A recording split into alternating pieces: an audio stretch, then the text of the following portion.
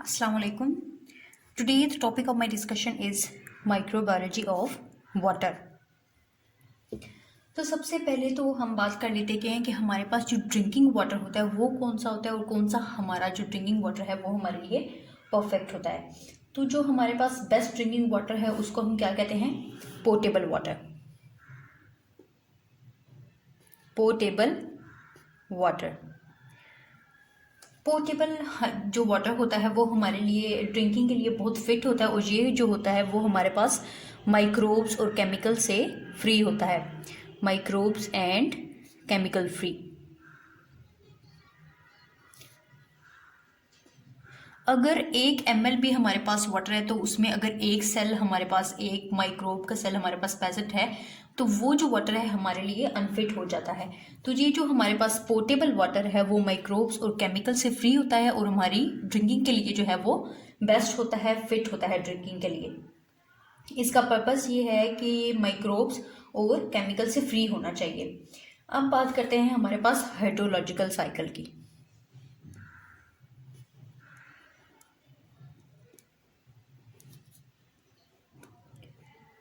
ये वाटर की साइकिल को क्या कहते हैं हम? Hydrological cycle. Water cycle is also called hydrologic cycle. अब इसमें क्या है कि हमारे पास वाटर की डिफरेंट फॉर्म्स आ जाती हैं। जो हमारे पास वाटर एटमॉस्फेयर पे होता है, ग्राउंड पे होता है, सरफेस पे होता है। तो ये वाटर की डिफरेंट फॉर्म्स आ जाती हैं जो एक से दूसरे में ट्रांसफ़र होती हैं। लाइक कभी वाटर जो है वो दूसरे में ट्रांसफ़र हो जाता है तो उसकी फॉर्म चेंज होती है। तो इसकी ट्रेवलिंग को, इसकी फॉर्म चेंज को वो हाइड्रोलॉजिकल साइकिल कहते हैं, हम वाटर साइकिल कहते हैं।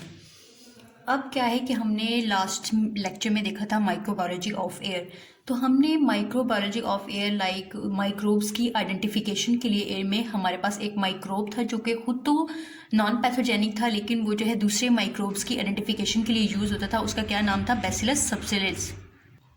इसी तरह हमारे पास वाटर में माइक्रोब्स की प्रेजेंस के लिए एक माइक्रोब है जो कि नॉन पैथोजेनिक है, लेकिन वो दूसरे माइक्रोब्स की प्रेजेंस को इंडिकेट करता है। तो वो है हमारे पास एस्क्रिशिया कोलाई, ई कोलाई, एस्क्रिशिया कोलाई।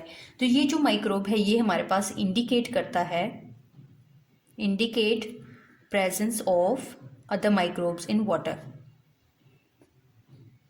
तो जिस तरह बैसिलस सबटिलिस एयर में इंडिकेट करता था उसी तरह हमारे पास ई कोलाई जो है वो इंडिकेट करता है प्रेजेंस ऑफ अदर माइक्रोब्स को वाटर में। तो ये हमारे पास है एस्क्रिशिया कोलाई, इंडिकेटर है माइक्रोब्स का वाटर में। तो ये आपको खुद भी पता है कि ये हमारे इंटेस्टाइन में है, नॉर्मल फ्लोरा है हमारा। तो एस्क्रिशिया कोलाई जो है वो हमारे लिए नॉन पैथोजेनिक होता है। अब बात कर लेते हैं हमारे पास वाटर बॉर्न डिजीजेस की। जैसे हमारे पास एयर बॉर्न डिजीजेस थी उसी तरह हमारे पास वाटर बॉर्न डिजीजेस भी हैं जो कि कंटेमिनेटेड वाटर से हमारे पास प्रोड्यूस होती हैं। तो उनमें आ जाता है हमारे पास सबसे पहला एंटेरिक फीवर। एंटेरिक फीवर जिसको हम आम लफ्ज़ों में क्या कहते हैं? आंतों का बुखार। फिर उसके बाद जो हमारे पास नॉर्मली हमारे पास फीवर आ जाता है टाइफाइड, वो भी हमारे पास एक वाटर बॉर्न डिजीज़ है, टाइफाइड फीवर। फिर हमारे पास कोलेरा है, डायरिया है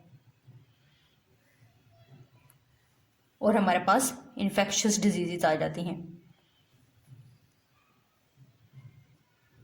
ये सारी हमारे पास, इसके अलावा भी और बहुत सी डिजीज़ हैं जो कि हमारे पास वाटर बॉर्न डिजीज़ है।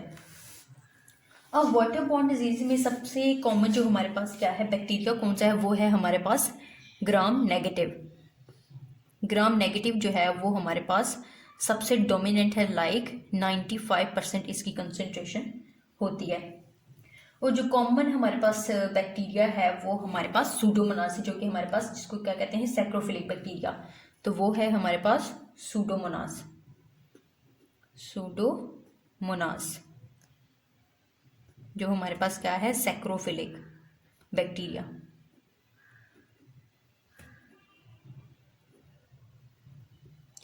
अब वाटर में क्या है कि माइक्रोब्स के लिए कौन कौन से न्यूट्रिशनल सोर्सेज हैं, लाइक ऑक्सीजन के सोर्सेज हैं।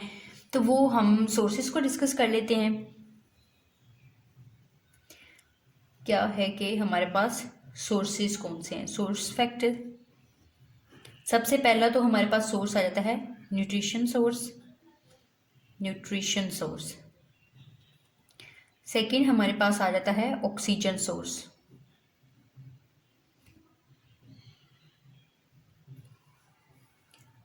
अब क्या है कि जो हमारे पास अगर जितनी ज़्यादा हमारे पास ऑक्सीजन सोर्स ज़्यादा होगा माइक्रोब्स के पास वाटर में, तो हमारे पास उतनी ज़्यादा माइक्रोबियल ग्रोथ ही। लाइक हमारे पास एक टेस्ट होता है जिसको क्या हम कहते हैं, बीओडी टेस्ट। बीओडी टेस्ट का क्या मतलब है कि ये हमारे पास बायोलॉजिकल ऑक्सीजन डिमांड टेस्ट है। लाइक जितनी हमारे पास ऑक्सीजन की डिमांड ज़्यादा होगी उतनी ज़्यादा हमारे पास माइक्रोब्स की ग्रोथ होगी। अब थर्ड पे आ जाता है हमारे पास फिश सोर्स, जो कि वाटर में प्रेजेंट होती हैं। अब ये हमारे पास सोर्सेज आ गए हैं, ये हमारे पास वाटर बॉर्न डिजीज आ गए हैं और सिंपल सा इंट्रोडक्शन आ गया है। अब हमने देखना है कि हम जो है वो वाटर को मतलब कैसे आइडेंटिफाई, उनकी आइडेंटिफिकेशन, उनके क्या प्रैक्टिकल के प्रोसीजर्स हैं, तो वो हम देख लेते हैं। अब जैसे हमने माइक्रोबायोलॉजी ऑफ एयर में देखा था कि हमने उसकी स्टडी के लिए, उसके आइडेंटिफिकेशन के लिए हमने इम्पिंजमेंट टेक्निक्स देखी थी, हमने बीट बबलर डिवाइस देखी थी, फनल डिवाइस देखी थी कि हम कैसे माइक्रोब्स को आइडेंटिफाई करते हैं, उनकी कॉलोनीज़ को कैसे ग्राम नेगेटिव स्टेनिंग करते हैं तो उनकी आइडेंटिफिकेशन होती है कॉलोनीज़ की। तो इसी तरह हमारे पास माइक्रोबायोलॉजी ऑफ वाटर में भी हमारे पास प्रैक्टिकल है, तो इसमें भी तकरीबन सेम प्रोसीजर है। तो हम प्रोसीजर को देख लेते हैं कि सबसे पहले क्या करना है, हमने सैंपल ले लेना है वाटर का माइक्रोबायोलॉजिकल लेबॉर्ट्री से या फिर अदर लेबॉर्ट्री से। क्या कर लेना है हमने, सबसे पहला हमारे पास स्टेप क्या है, हमने सैंपल ऑफ वाटर लेना है। फिर उसके बाद क्या करना है कि हमने 3 सेपरेट टेस्ट ट्यूब्स लेनी है। टेस्ट ट्यूब्स जो हैं उनमें हर एक में क्या है कि हमारे पास 9 ml वाटर होगा। 9 ml वाटर होगा हमारे पास, कॉमन जूस का जो हमारे पास वाटर होता है, और इसकी हमने 3 डिल्यूशंस बना लेनी है, जिसको हमने क्या कहना है, सीरियल डिल्यूशंस। अब सीरियल डिल्यूशंस कौन सी होती हैं, जिनको हम 10 रेज़ टू पावर किसी भी नंबर से शो कर लेते हैं, मतलब उसकी पावर जो होती है वो होती है 10 की पावर। तो सबसे पहले क्या करना है, हमने 1 ml वाटर सैंपल लेना है जो ये हमने कलेक्ट किया था, और उसको हमने टेस्ट ट्यूब नंबर 1 में डाल देना है, और उसकी डिल्यूशन क्या होगी हमारे पास 1:10। अब हमने अगेन इसका जो है, इसकी डिल्यूशन का 1 ml लेना है और दूसरी टेस्ट ट्यूब में डालना है, तो वो डिल्यूशन हमारे पास क्या हो जाएगी, 1:100 हो जाएगी। सिमिलरली हमने उसी तरह क्या करना है कि इस डिल्यूशन का 1 ml लेना है और हमने थर्ड टेस्ट ट्यूब में डाल लेता है, तो उसकी डिल्यूशन हो जाएगी 1:1000। तो हमने क्या करना है, 4 पेट्री डिशेज ले लेनी है नेक्स्ट स्टेप में। 4 पेट्री डिशेज लेने के बाद हमने इनको मार्क कर लेना है इन रेशियोज के साथ, और जो लास्ट वाली होगी, जैसे हमने पिछले में भी माइक्रोबायोलॉजी ऑफ एयर में किया था कि हमने 4 पेट्री डिशेज ली थी, 3 पे प्रैक्टिकल परफॉर्म किया था और एक को हमने कंट्रोल सिस्टम रखा था, इसी तरह हमने लास्ट वाली को इधर भी कंट्रोल में रखना है। अब नेक्स्ट स्टेप क्या आ जाता है कि हमने हर एक ml जो लेना है ईच डिल्यूशन का, हर डिल्यूशन का वो इन पेट्री डिशेज में डालना है रिस्पेक्टिवली, बारी बारी, मतलब पहले 1:10, फिर 1:100 और फिर 1:1000। अब जो 4th पेट्री डिश होगी वो कंट्रोल के तौर पे सर्व कर रही है, जिसके पास अंदर सिर्फ जो है वो कल्चर मीडिया प्रेजेंट है। अब क्या करना है कि हमने सफिशिएंट जो है मेल्टेड न्यूट्रिएंट एगर जो है, मोल्टन एगर जो है, वो हमने हर पेट्री डिश पे डालना है और उसको थोड़ा सा रोटेट करना है ताकि वो अच्छी तरह से मिक्स हो जाए और हमारे पास स्मूथ सरफेस बन जाए। फिर हमने क्या करना है कि उस जो भी हमारे पास मीडिया है उसको हमने सोलिडिफाई करना है। सोलिडिफाई करने के बाद हमने उसको इंक्यूबेशन के लिए रखना है। इंक्यूबेशन का हमारे पास पीरियड है 24 आवर्स। ये हमारे लिए स्पेशली किसके लिए है कि बैक्टीरियल ग्रोथ के लिए। अगर हमने फंगल ग्रोथ करनी है तो हमें मैक्सिमम 3 to 4 डेज या फिर within a week wait करना होता है। फिर 24 आवर्स के बाद क्या है कि हमने क्लोनीज को ऑब्जर्व करना है और उसी तरह हमने काउंट करना है नंबर ऑफ क्लोनीज को पर ml। जैसे हमने पिछली बार किया था उसी तरह इसमें भी इसी प्रोसीजर के साथ करेंगे।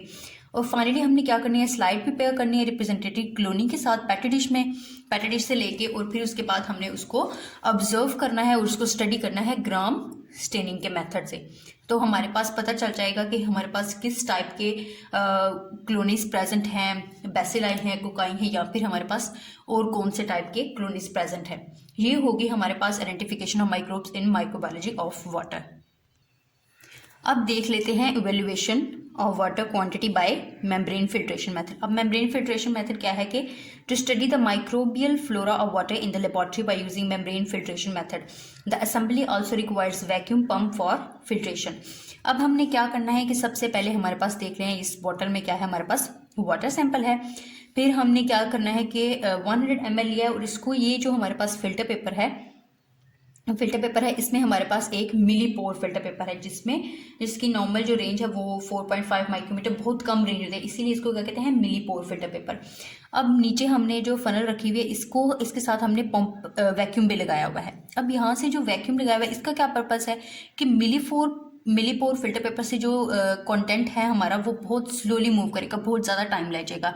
तो हमें क्या करना पड़ेगा, हमें वैक्यूम लगाना पड़ेगा जो कि इसको प्रेशर देगा और वाटर के कंटेंट को क्या है कि फिल्टर करने में आसानी हो जाएगी। तो हमारे पास जब फिल्ट्रेट आ जाएगा तो इसके ऊपर जो मेम्ब्रेन बन जाएगी माइक्रोब्स की ऊपर, जो सारे माइक्रोब इकट्ठे हो जाएंगे। जैसे आप इधर डायग्राम में इधर आपको अच्छे से नज़र आ रहा होगा कि ये जो हमारे पास मेम्ब्रेन बन गई है ये वाली, इसको लेबल भी किया हुआ है मेम्ब्रेन के साथ। तो इसको हमने मेम्ब्रेन को लेना है, यहाँ से मेम्ब्रेन को हमने पेट्री डिश में डालना है। पेट्री डिश में क्या है, हमारे पास न्यूट्रिएंट भी प्रेजेंट है, न्यूट्रिएंट एगर प्रेजेंट है हमारे पास। और फिर इसको हमने क्या करना है कि हमने इंक्यूबेट करना है।